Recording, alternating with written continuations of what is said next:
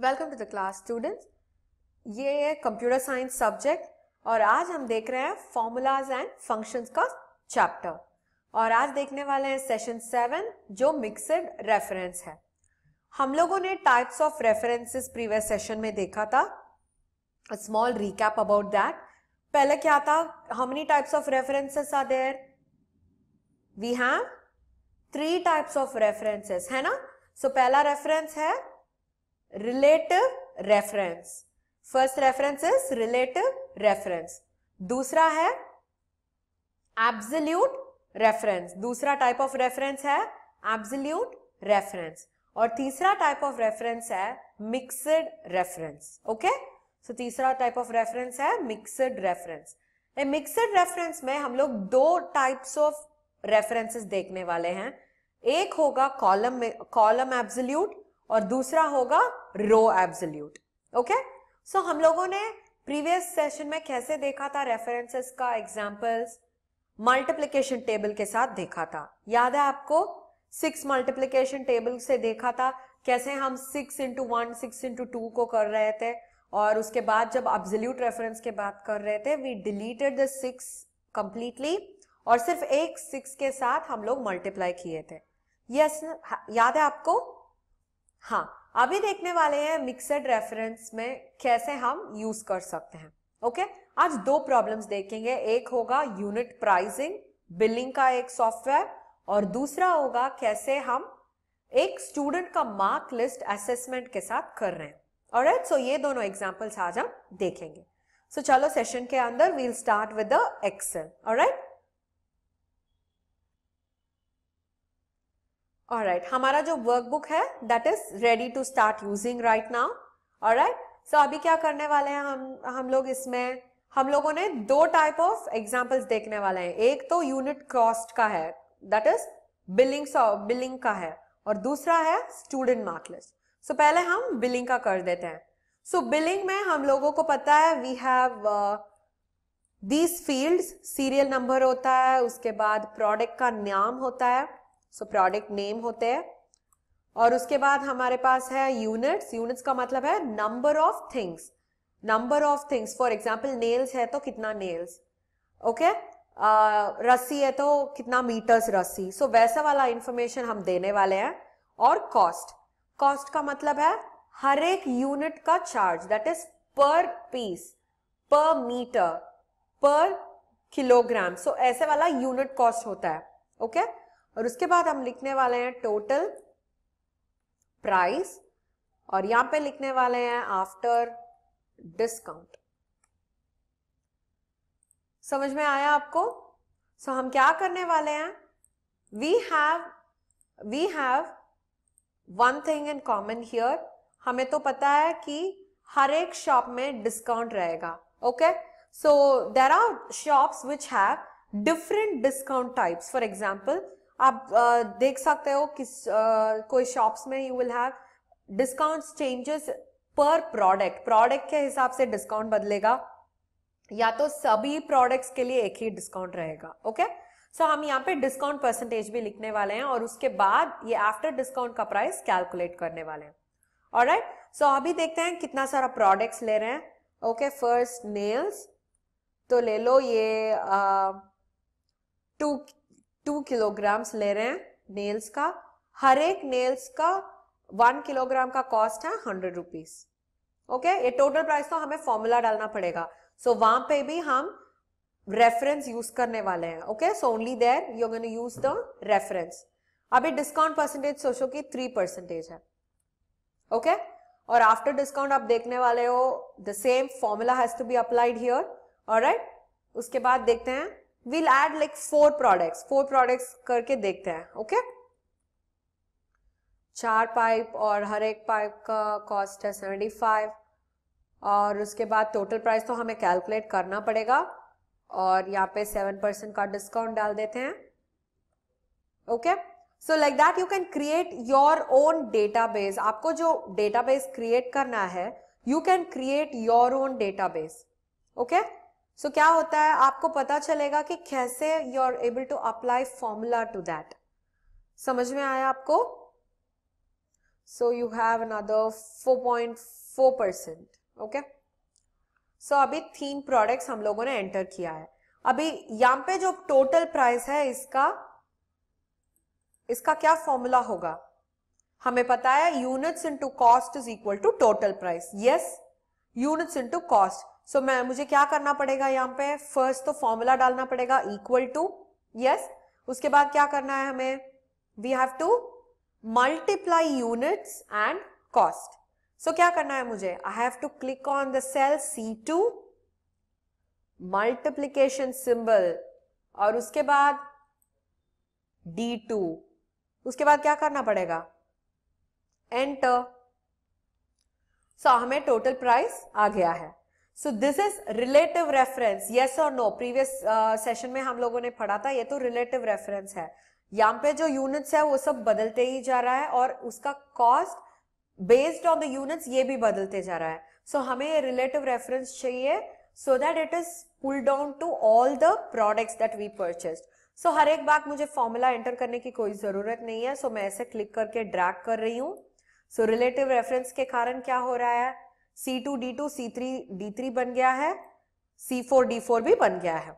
Okay. सो अभी discount करना है. क्या फॉर्मूला लिखना है मुझे? यहाँ पे तो परसेंटेज का सिंबल है. सो मैं क्या करने वाली हूँ? ऐसे मल्टीप्लाई कर देते हैं क्या? ओके, देखते हैं क्या आ रहा है. ये तो ट्रायल एंड एरर है, देख सकते हैं क्या करेंगे. कंप्यूटर क्या तो करेगा इससे. सो ये करने से क्या है?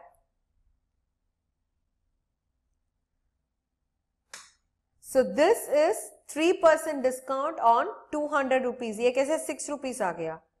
So this is not the right thing we are doing, है ना?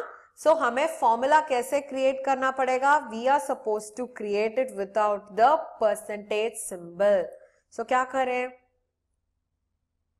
यहां पे रखने से we are going to subtract 6 rupees. कैसे करना है? 200 रुपीज प्रोडक्ट में जाके हम लोग 6 रुपीज ही देंगे क्या? नो. 3% आउट ऑफ 200 रुपीज का मतलब है you subtract that discount percentage from 200. Okay. So हमें फॉर्मूला लिखना पड़ेगा. So we are going to type equal to, okay, equal to 200 plus, correct है? जो E2 प्लस उसके बाद जो है what are we going to do? 200 minus करना पड़ेगा, प्लस तो नहीं करना पड़ेगा. सो 200 माइनस, उसके बाद क्या करना पड़ेगा? हमें तो वो परसेंटेज का फॉर्मूला डालना है. कैसे डालेंगे उसे?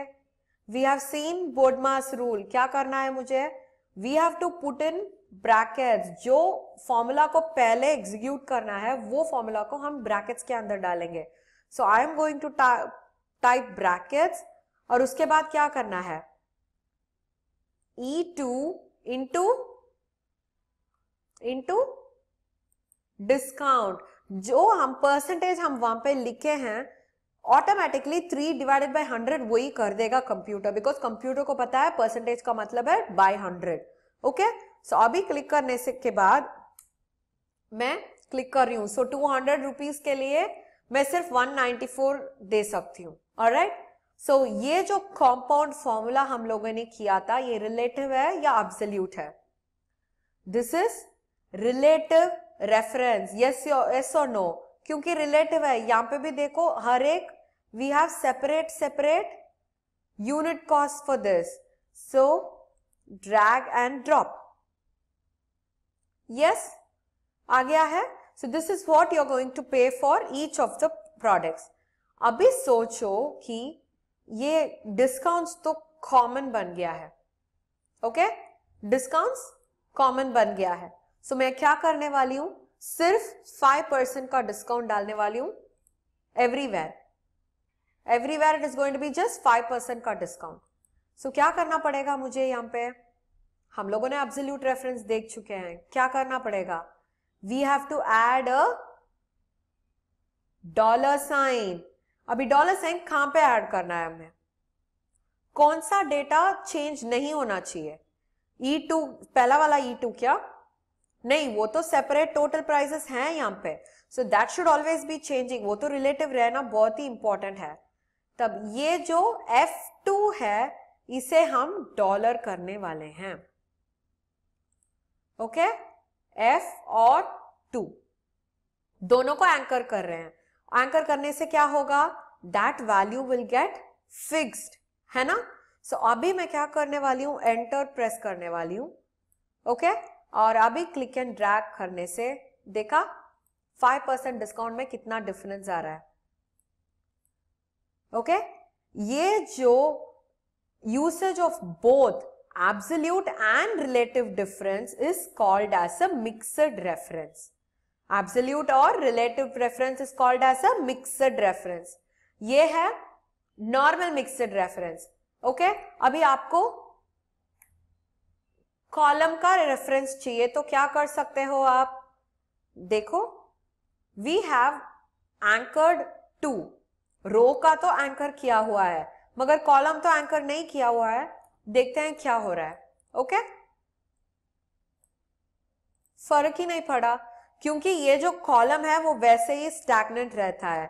सो when I represent a column without anchoring and a row with anchoring और वाइस वर्सा, अभी सोचो column with anchoring and row without anchoring, जब मैं करती हूं that becomes a mixed reference. समझ में आया, so that becomes a mixed reference. So वैसे ही हम स्टूडेंट का मार्क लिस्ट भी कर सकते हैं। सोचो कि स्टूडेंट का नेम है, ओके, रोल नंबर है, उसके बाद name of the student, English subject में मार्क्स, मैथ सब्जेक्ट में मार्क्स, और सोचो कि we are going to give the same mark assessment के लिए सभी को we are going to give 5 marks extra, और यहां पे हम टोटल टाइप करने वाले हैं, ओके। अभी मैं मिक्सड रेफरेंस यूज करने वाली हूं। यहां पे जो रोल नंबर है हम लोग 2, 3, 4 लिख सकते हैं, ऑलराइट, और A, B, C और D, और इंग्लिश में होगा मार्क्स 78, मैथ में होगा 90, और इंग्लिश में 48, मैथ में होगा 73, और इंग्लिश में वापस होगा 68 और मैथ में होगा 80, ओके। इसका टोटल तो हमें पता है कैसे करना है, मगर मुझे ये टोटल के साथ 5 मार्क्स ऐड करना पड़ेगा, ऑलराइट। सो इसके लिए मुझे क्या करना पड़ेगा, मैं पहले इक्वल टू टाइप करती हूं, okay, this plus this, okay, और उसके बाद मुझे ये ऐड करना है। So what do I do, I have to enter dollar symbol. किसके लिए डॉलर, कॉलम के लिए या रो के लिए? सिर्फ रो के लिए काफी है बिकॉज वो कॉलम को कंप्लीटली लेगा।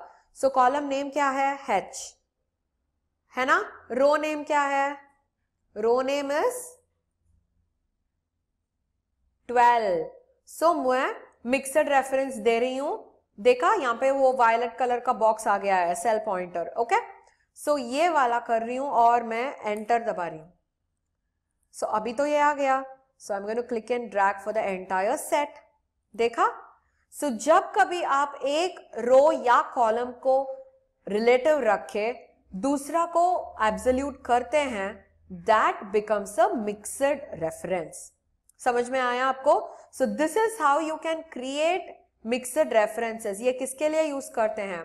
This will help us in doing calculations easily. वापस आप रिपीट करने की कोई जरूरत नहीं है, सिर्फ एक सेल को रेफर करके हम कैलकुलेशंस कर सकते हैं।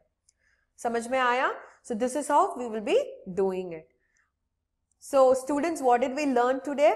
We saw about mixed reference and we saw 2 examples of mixed reference as well. So please practice these sessions and meet you in the next session. Bye bye.